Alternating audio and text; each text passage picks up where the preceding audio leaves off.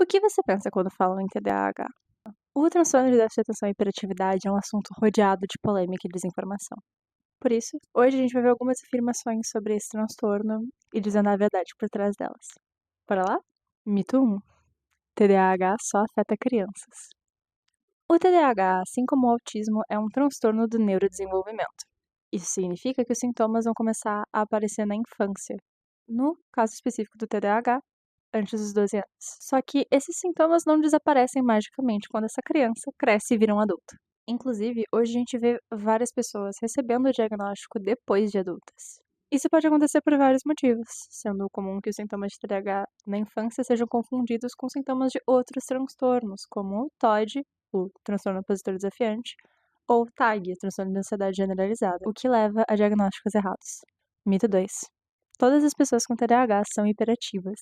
No DSM-5-TR, a versão mais atualizada do Manual Diagnóstico e Estatístico dos Transtornos Mentais da Associação Americana de Psiquiatria, o TDAH pode ser classificado em 3 apresentações.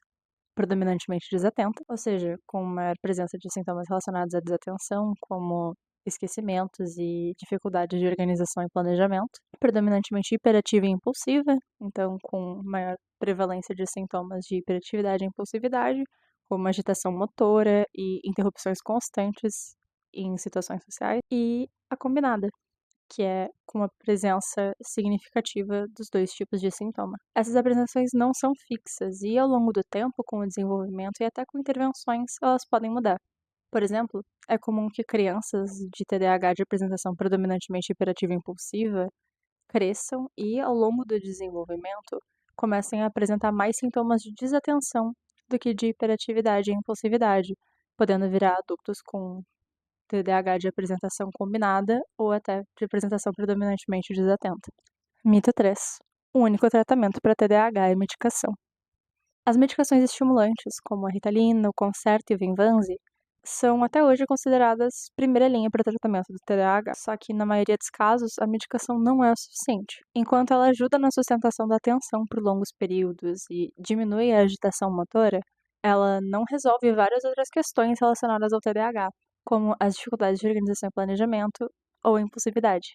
Para isso, é recomendada a psicoterapia, geralmente de abordagem cognitivo-comportamental, a TCC, para ajudar a lidar com isso e também outras consequências desse transtorno, especialmente na vida adulta. Em crianças com menos de 6 anos, o uso de medicamentos estimulantes também é contraindicado. Outras condições associadas ao TDAH vão exigir tratamentos diferentes. Cada caso é um caso e deve ser avaliado individualmente. Mito 4. Pessoas com TDAH são menos inteligentes. Assim como no resto da população, pessoas com TDAH apresentam um nível altamente variado de inteligência. É muito comum ver pessoas com esse transtorno terem dificuldades na escola e, posteriormente, na faculdade e no trabalho, mas isso não implica necessariamente que elas são menos inteligentes. Essas dificuldades podem estar relacionadas com outros fatores, como problemas de memória, dificuldades de organização ou até outros diagnósticos, como transtorno de aprendizagem, uma comorbidade muito comum com TDAH, e não necessariamente com uma menor capacidade de raciocínio. Mito 5. Todo mundo tem um pouquinho de TDAH. É comum ouvir que todo mundo esquece das coisas, não consegue prestar atenção em aulas chatas e fica balançando a perna. Mas isso não é o TDAH.